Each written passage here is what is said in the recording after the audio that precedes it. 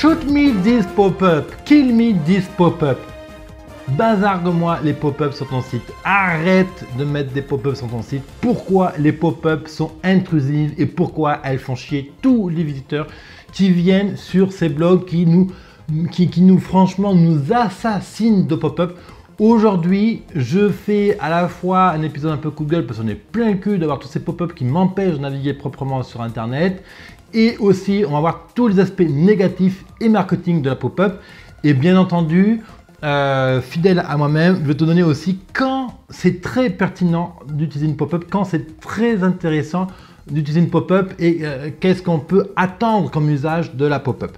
La pop-up, donc je le précise au cas où, c'est cette petite fenêtre qui s'ouvre quand tu arrives sur un blog. Dès que tu arrives sur un blog, au bout de 2 secondes, paf, abonnez-vous à la newsletter, télécharge le guide gratuit, découvre-moi, appelle à tel endroit, paf, une petite pop-up, un petit like Facebook, machin, ou accède pour accéder à ce contenu-là, il faut que tu cliques sur la pop-up. Et ce qui est très ennuyant, c'est sur les téléphones mobiles. Tu es avec ton smartphone, tu es dans le métro, tu regardes ton article, pas, donc tu cherches comment cuisiner machin dans Google, ok, tu prends la première recette qui tombe sous les yeux et tu ouvres ta recette et là tu commences à lire et soudainement tu as cette pop-up qui arrive et alors là, classique, impossible de trouver la petite croix pour fermer la pop-up ou la petite croix est tellement marquée petite que c'est impossible de fermer la pop-up, tu cliques sur le lien donc ça te renvoie sur notre page. Bref, combien de fois moi je quitte un site à cause de cette pop-up. C'est une horreur.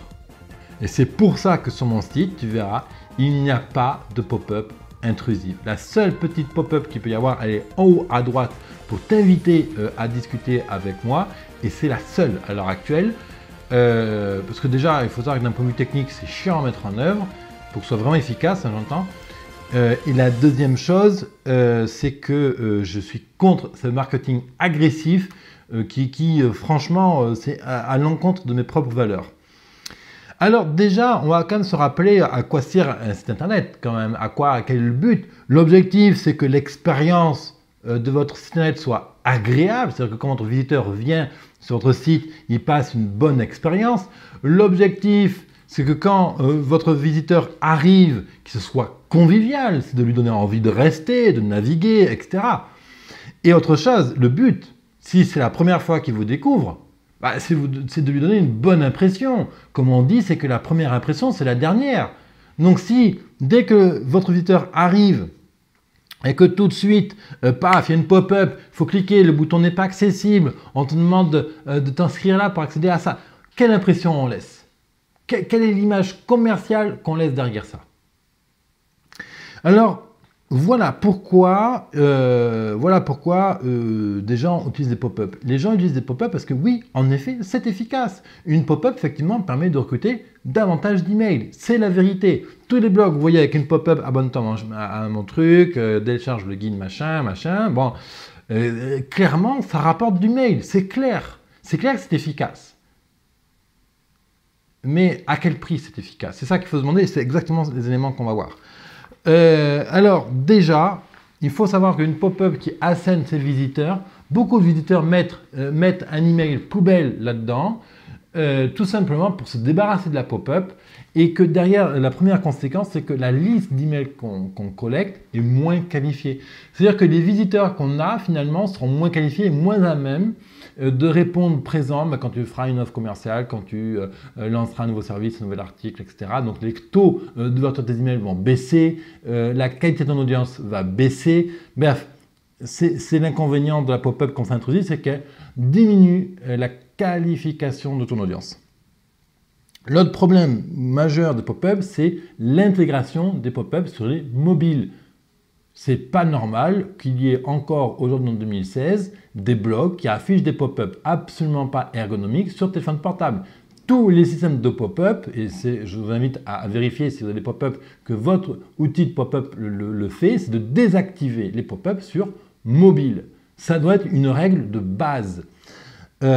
Ensuite, c'est de faire en sorte que les pop-up ne soient pas agressif quand on arrive depuis 2 minutes, même pas 2 minutes, 15 secondes et paf, j'ai une pop-up qui arrive sur les yeux. Attends mec, j'ai même pas eu le temps de découvrir ce que tu racontais, j'ai même pas eu le temps de voir si tu écrivais un truc qui me concernait ou pas. C'est fréquent. Je cherche un sujet, comment faire ceci. Je vais sur le site, paf, j'ai une pop-up. Mais j'en ai rien à foutre de ton système d'abonnement, moi, de ton kit ou ton machin. Laisse-moi découvrir, laisse-moi voir s'il y a la pertinence dans ce que tu me racontes. Et ensuite, ça pose le problème du changement de page. Du changement de page, souvent quand on clique sur le pop-up, ça nous renvoie sur une autre page. Non, ça fait encore perdre notre objectif. Le problème de ces systèmes qui renvoient sur une nouvelle page, c'est-à-dire que donc, vous arrivez sur le site, il y a la pop-up, vous invite à vous inscrire, et là vous cliquez, ça vous renvoie sur une deuxième page. En renvoyant sur une deuxième page, vous augmentez du temps de chargement, le visiteur peut devenir impatient parce qu'il faut qu'il attende, mettons, 20 secondes 10 secondes pour que votre page elle arrive. Vous risquez de l'impatienter, donc on risque de faire décrocher encore plus son visiteur. L'autre problème aussi de la pop-up, c'est que souvent, pas toujours, mais souvent, ça ralentit le chargement de sa page. Alors, ce n'est pas la pop-up en elle-même qui ralentit le chargement de la page, c'est le plugin qui est derrière. Typiquement, Sumomi. Sumomi est un excellent plugin de pop-up et justement ce qu'on appelle les welcome gates, c'est-à-dire que quand vous arrivez sur le site, vous avez un grand écran qui vous propose de télécharger donc votre email, puis quand vous descendez, quand vous scrollez dans la page, cet écran disparaît et il ne s'affiche qu'une fois. Donc je t'invite à regarder, Sumomi c'est un excellent outil pour ça, mais le problème c'est que ça ralentit énormément le chargement de la page, ce qui fait que au lieu d'avoir une page qui charge rapidement et qui carbure pour tout de suite donner ce que le visiteur veut, eh bien on est à tout de suite plus de 10 secondes au niveau du chargement. C'est une des raisons pour lesquelles d'ailleurs je n'ai toujours pas intégré Sumomi. Sumomi est un très bon outil, il est bien conçu, mais il ralentit trop le site, donc je ne l'ai pas intégré. Donc vous voyez, il y a quand même un choix quand même très important à faire en termes de stratégie. Alors, maintenant qu'on a vu les problèmes qui sont générés par les pop-up, je te propose d'aller voir quand est-ce que c'est très opportun d'utiliser une pop-up. Déjà, il faut se demander quelle est la valeur ajoutée de ta pop-up à ton visiteur. Quel est l'intérêt de mettre une pop-up à ce moment-là, à tel moment, à ton visiteur. Donc ça, c'est la vraie première question qu'il faut se poser. En dehors de tout aspect qualitatif, en dehors de qu'est-ce qu'il fait, où est-ce qu'il est sur ton site, etc. Quelle est la valeur ajoutée de ta pop-up? Qu'est-ce que cette pop-up va lui apporter? Tout de suite maintenant par rapport dans le contexte dans lequel il se trouve. Dans quelles conditions c'est opportun d'afficher une pop-up? La condition où c'est opportun, c'est après un certain nombre de temps. Quand ton visiteur est sur ton site, admettons depuis 2 minutes, c'est-à-dire qu'il a passé un certain nombre de temps à regarder ta vidéo, à écouter ton fichier audio, à lire, à regarder l'infographie, là c'est très opportun de lui mettre une pop-up. Tu aimes cet article, tu aimes ça, je t'invite à t'abonner pour obtenir ça et ça et ça. Tu lis cet article qui parle de comment gérer les campagnes sur Twitter, machin, je te propose de télécharger le guide Twitter. Là, c'est opportun. Voilà. Donc, afficher la pop-up après un certain temps de visite. Alors, il n'y a pas de temps idéal. Ça peut être 30 secondes, ça peut être 2 minutes, ça peut être 10 minutes. Tout dépend du type d'audience que tu as. Si dans Google Analytics, tu observes que la durée moyenne de visite sur ton site est de 6 minutes, admettons, eh bien, affiche une pop-up à 4 minutes, par exemple. Donc là, ce sera très important et tu verras que là, pour le coup, les emails que tu vas collecter seront qualifiés et pertinents. Ensuite, tu peux afficher une pop-up après un certain nombre de pages visitées. C'est-à-dire que tu dis à ton système qui gère les pop-up, affiche cette pop-up quand mon visiteur a visité plus de 2 pages, quand il a visité plus de 3 pages. Voilà, typiquement, ton visiteur, tu as une boutique e-commerce, ton visiteur navigue dans la rubrique chaussures, imagine qu'il cherche une chaussure, il voit la page produit chaussure 1, et ensuite il va sur la page produit chaussure 2, ensuite il va sur la page produit chaussure 3, et là, paf, pop-up. Tu cherches tel type de chaussure, je t'invite à te rendre à telle page. Et là, on guide les visiteurs en suscite d'intérêt, de l'attraction, de la curiosité, de l'attractivité, voilà. Ou au contraire, on sait, admettons, tu as vu dans les statistiques de ton e-commerce que quand les visiteurs visitaient plus de 3 pages, ils avaient une tendance à quitter. Donc, dès que ton visiteur a visité 3 pages, paf, pop-up. Est-ce qu'on peut t'aider à trouver la paire de chaussures de tes rêves? Je te propose tel guide pour apprendre à choisir ta chaussure. Je vais t'apprendre à découvrir les 10 meilleures ventes du site, admettons. Tu peux aussi afficher une pop-up sur une page précise de ton blog. C'est-à-dire que tu identifies, là ça suppose d'avoir un tunnel de conversion, tu sais comment évoluent tes visiteurs sur ton site, et l'intérêt c'est que tu sais que quand les visiteurs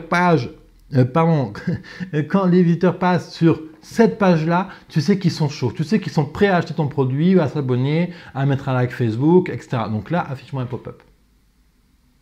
Typiquement, tu as un e-commerce, tes clients viennent de valider le paiement, là, paf, pop-up, merci de nous d'avoir payé, on te remercie de ta fidélité, abonne-toi à notre page Facebook. Voilà. Donc, quand les personnes ont fait une action, tu peux afficher une pop-up, ils seront beaucoup plus enclins à exécuter cette action-là. Autre chose, c'est opportun aussi d'afficher une pop-up quand tu t'attendais à ce que ton visiteur fasse une action précise, et comme il n'a pas fait cette action précise, tu vas essayer de rattraper la chose. Tu vas donc pour le coup afficher un pop-up. Typiquement, la personne est sur la page paiement, elle cherche à payer une fois, ça ne marche pas pour X raisons. Le visiteur sort de l'espace de la fenêtre, et au moment où il sort de la fenêtre, donc de l'espace de ta page web, paf, pop-up, le paiement a été manqué, qu'est-ce qu'on peut te proposer? Est-ce que tu souhaites qu'un de nos agents te rappelle, par exemple? Est-ce que tu souhaites mettre en attente ta commande? Est-ce que tu souhaites, on te propose 10% de remise si tu fais telle action. Ok, voilà. Donc, tu peux afficher une pop-up quand tu voulais que ton visiteur fasse une action que finalement il n'a pas faite.